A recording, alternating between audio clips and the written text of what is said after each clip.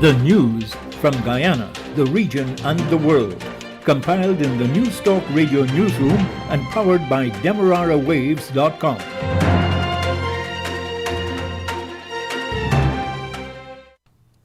The news comes to you with the compliments of Eureka Medical Laboratories. With the news at this time, I am Tiana Jordan. A very good morning to you.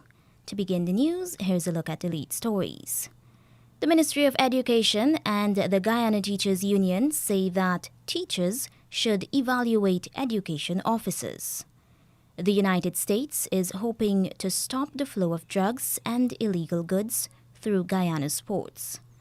And in regional news, an archaeologist is searching for evidence that Amerindians once lived in an area of Antigua, now earmarked for a special economic zone.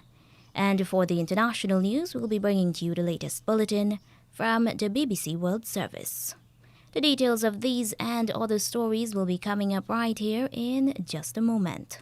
A COVID-19 PCR test is now mandatory for many routine activities, including travel and return-to-work purposes. At Eureka, our trained and experienced staff will ensure confidentiality while your test is conducted in a professional and timely manner with results in just 48 hours. So the next time you require an efficient and hassle-free PCR COVID-19 test, call 624-8378, 608-8378, or 623-7233 to schedule your appointment. You can also ask about our house call testing service. And now the news in detail. Minister of Governance and Parliamentary Affairs, Gil Teixeira, on Monday, secured House Speaker Mansour Nadir's approval to refer 8 opposition A Partnership for National Unity plus Alliance for Change's APNU plus AFC parliamentarians to a committee to face possible disciplinary action. Of the 8 opposition parliamentarians, the Governance and Parliamentary Affairs Minister singled out Annette Ferguson and Mr. Vincroy Jordan for removing the mace. And whereas, honourable members, Annette Ferguson and Vincroy Jordan further committed breaches of privilege by forcefully, unauthorizedly, and in a disorderly fashion, removing the mace from its rightful position and attempting to remove it from the chamber, thereby creating grave disorder and chaos, which resulted in injuries to a member of staff of the Parliament office and damage to the mace. Mr. Shearer also cited Ms. Tabitha Sarbo-Halley for allegedly damaging equipment in a control room at the Arthur Chang Conference Center, where parliamentary sittings are being held due to COVID. And whereas Honourable Member Tabitha Sarabo-Halley committed contempt and breaches of privilege by unauthorizedly entering the communication control room of the Arthur Chang Convention Center, which is the chamber, a part of the Chamber of the National Assembly as proclaimed by His Excellency the President since September 2020, and destroyed several pieces of audiovisual equipment being public property with the intention to disrupt the sound and internet connection so as to affect the Assembly from conducting its lawful business. For its part, APNU plus AFC had hoped to get a motion considered for 21 government parliamentarians to be referred to the Privileges Committee, but Mr. Nadir said the motion appeared on a press release letterhead of opposition leader Joseph Harmon. The Minister of Education, Priya Manik Chand, and the President of the Guyana Teachers Union, GTU, Mark Light, on Monday, International Education Day, said that teachers should be allowed to evaluate the performance of education officers. Appearing on News Talk Radio Guyana, Demerara Waves Online News, Ms. Manik Chand was responding to a question about the likelihood of education officers being anonymously evaluated against background of plans to license teachers. It shouldn't have to be anonymous. You see, that's part of growth. if we begin with anonymous evaluation, then we should certainly aim to phase that out after a while. There should be no hesitation in holding each other accountable. If we measure and evaluate and we're not seeing from any of those what we should see, then measures must be taken to make sure what their output was intended we get, or else it's our children or our nation that would suffer.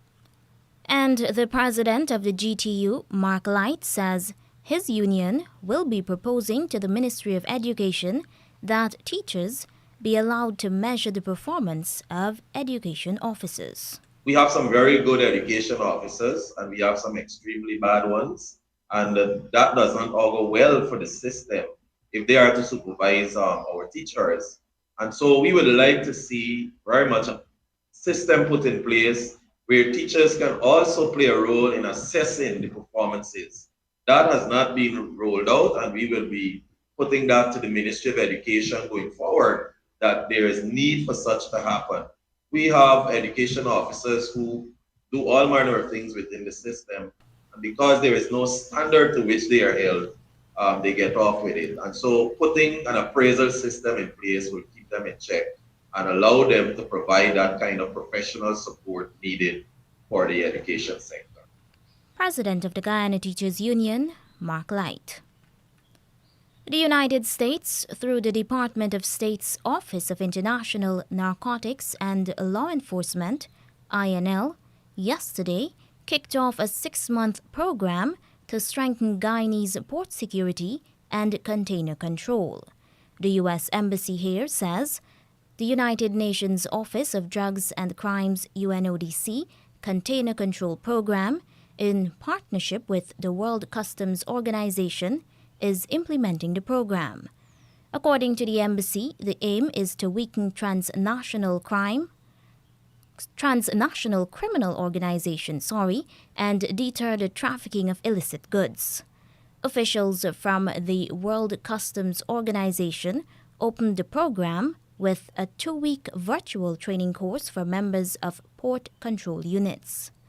The participants, who are drawn from the police force, Revenue Authority, Customs Anti-Narcotics Unit, Maritime Administration, and the Guyana Defense Force Coast Guard, are being trained in several areas.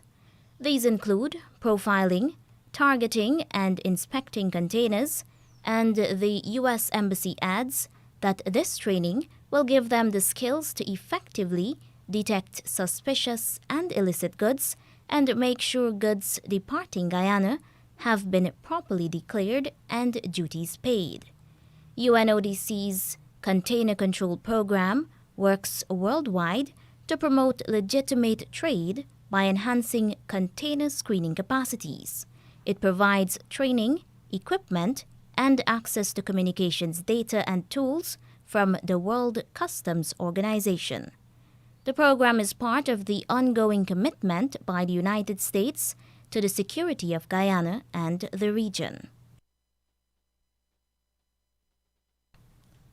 The Bill and Melinda Gates Foundation is assisting Guyana in conducting research to better understand the malaria parasite and vector. The research is being led by the T.H. Chan School of Public Health, Harvard, and the Ministry of Health. Health Minister Dr. Frank Anthony says the aim is to allow Guyana to develop the 3 new capacities. These are parasite and mosquito molecular surveillance, monitoring spatial temporal distribution of malaria, and monitoring for artemisinin resistance. The health minister says that drug resistance monitoring is challenging for most malaria programs because of financial and technical resources. He says this has hindered Guyana's understanding of the drug resistance, whether it is absent, now emerging, or pervasive in Guyana, and the research project will help to answer these questions. Former leader of the People's National Congress Reform, David Granger, will be resigning as chairman of a Partnership for National Unity before this weekend. He, however, wants to remain as representative of the list of candidates for APNU plus AFC, in keeping with the revised Cummingsburg Accord that he would be the representative and AFC leader Kemraj Ramjatan would be the deputy representative for 5 years. Mr. Granger, in his meeting with top officials of the AFC, sought assurance that that was their understanding of the accord. Well-placed sources say that he can resign as early as Wednesday, after he meets with representatives of the parties that make up APNU. The sources say that Mr. Granger is then due to meet with the current leader of the People's National Congress Reform, Aubrey Norton. It is not yet clear what all of this will mean for Mr. Joseph Harmon's post as opposition leader. The Ministry of Health had decentralized its monitoring of COVID-positive persons who have been ordered to isolate themselves at home. Minister of Health, Dr. Frank Anthony, says that with more than 13,500 persons now asked to stay at home to avoid spreading the virus, it is difficult for the Health Ministry at the central level to monitor them. Well, as you can imagine now, the volume is quite large.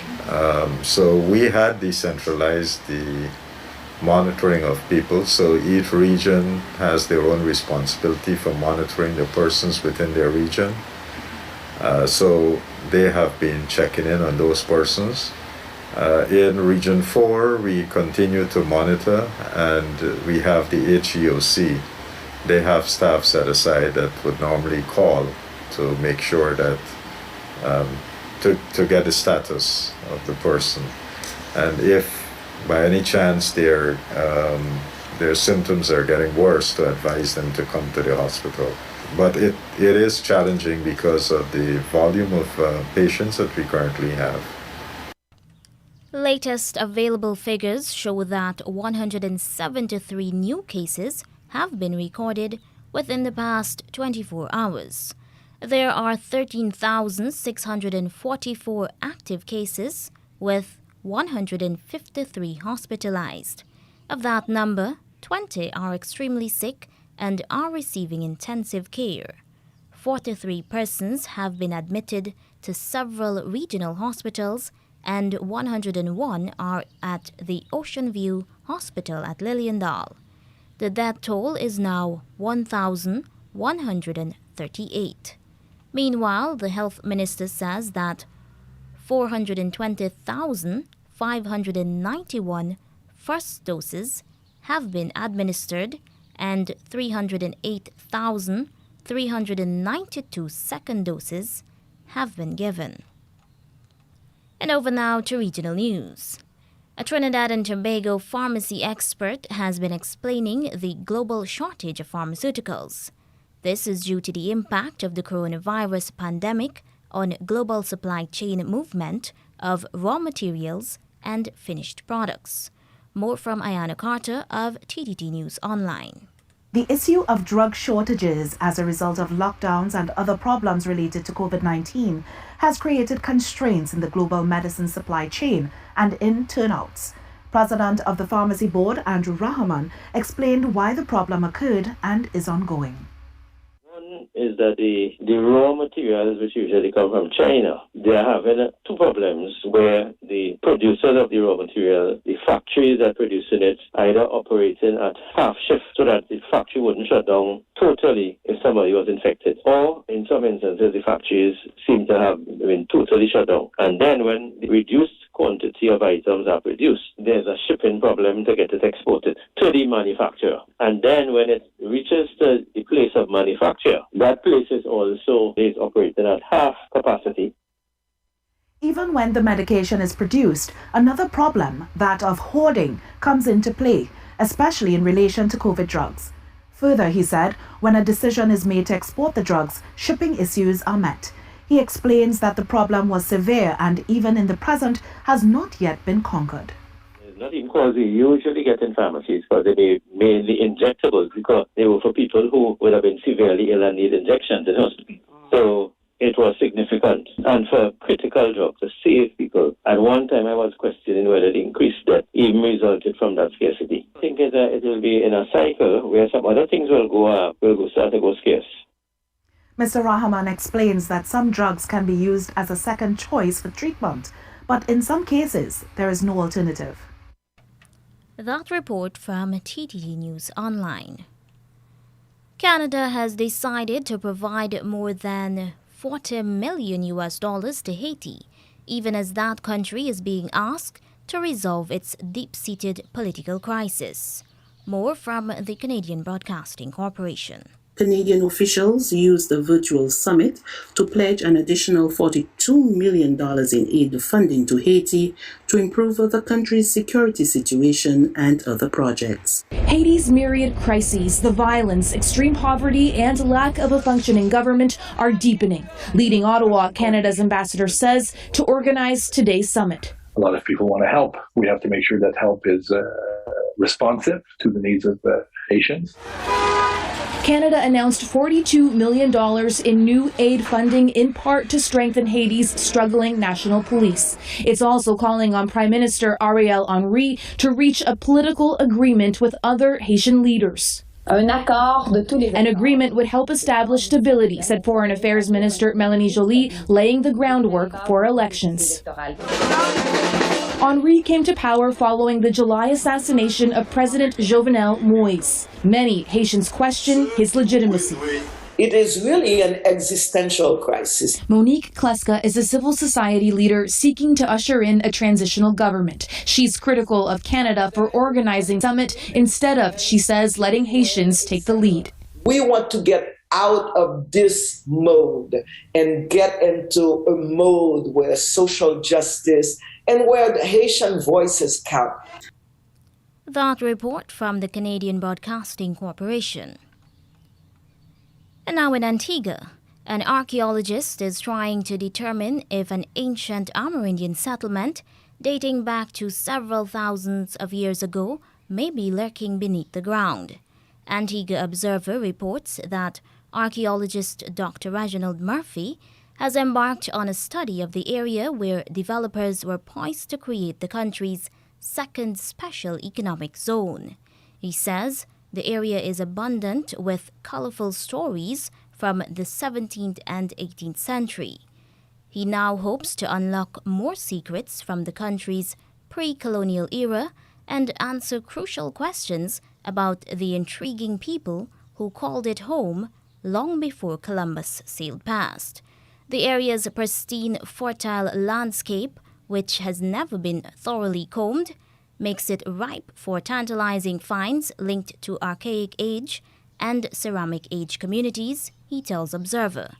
While concerns over the environmental impact of the vast 549-acre development between Jennings and Five Islands have triggered a vehement backlash, the site's possible historical significance has to date received far less public attention.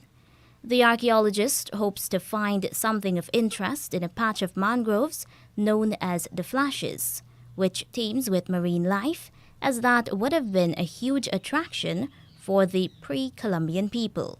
A petition aimed at protecting the seafort beach and surrounding mangroves, which fall within the development, has now garnered almost 2,000 signatures. And now for the international news, here's the latest bulletin coming from the BBC World Service. BBC News. Hello, this is Jerry Smith. The Kremlin has said it's greatly concerned by Washington's decision to put 8,500 US troops on heightened alert because of fears of Russian aggression over Ukraine. President Putin's spokesman, Dmitry Peskov, accused the US of whipping up tensions. Caroline Davies is in Moscow. While US troops will not be deployed to Ukraine, the threat that they could be sent to other NATO countries if, in the Pentagon's words, situations develop, is a concern for Russia. On his daily press call, Kremlin spokesperson Dmitry Peskov said that Russia is watching US actions with concern, although clarified that it does not affect the diplomatic process.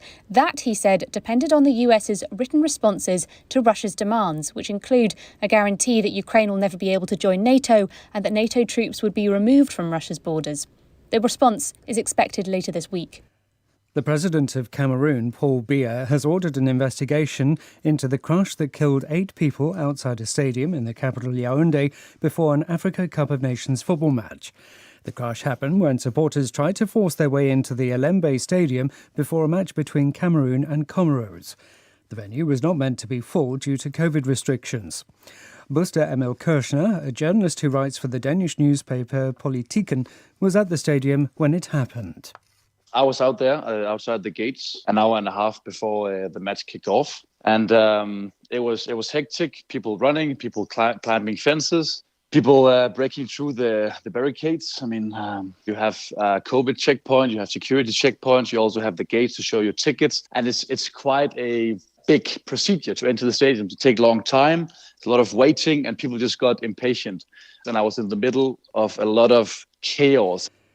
Guatemala's highest court has sentenced 5 former paramilitaries to 30 years in prison for raping and enslaving 36 indigenous Mayan women during the country's civil war.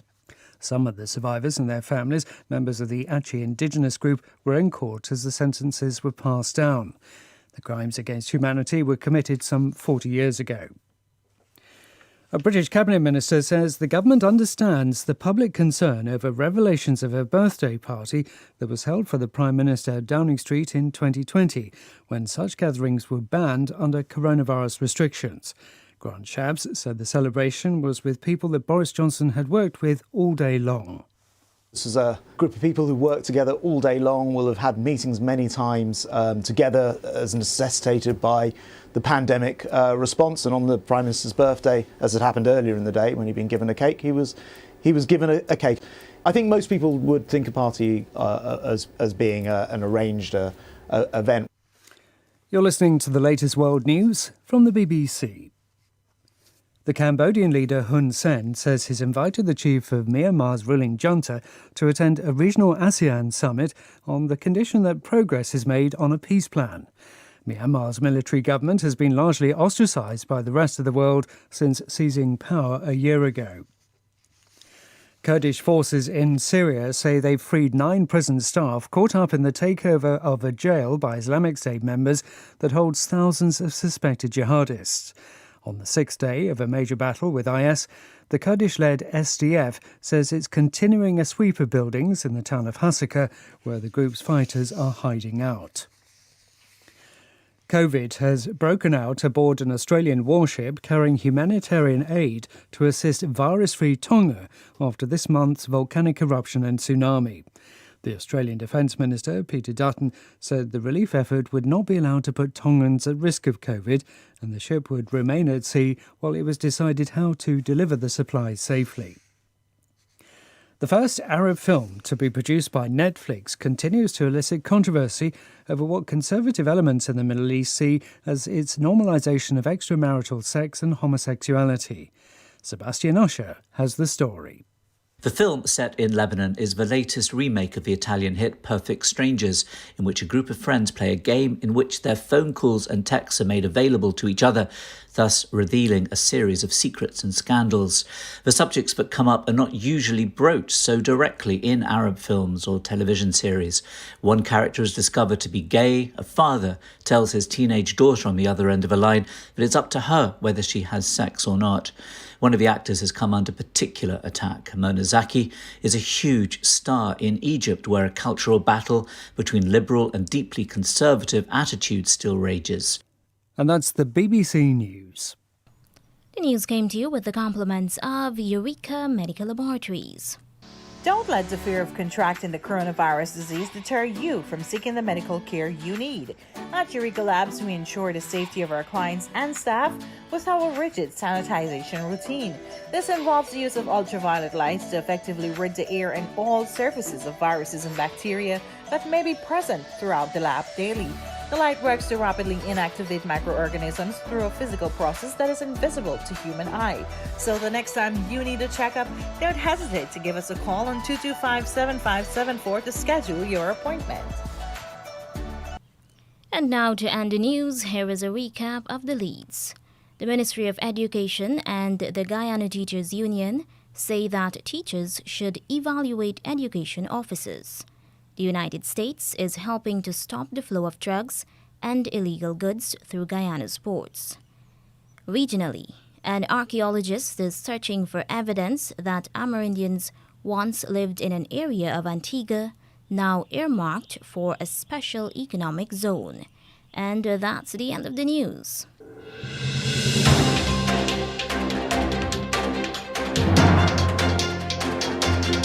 This has been the news, compiled in the News Talk Radio Newsroom.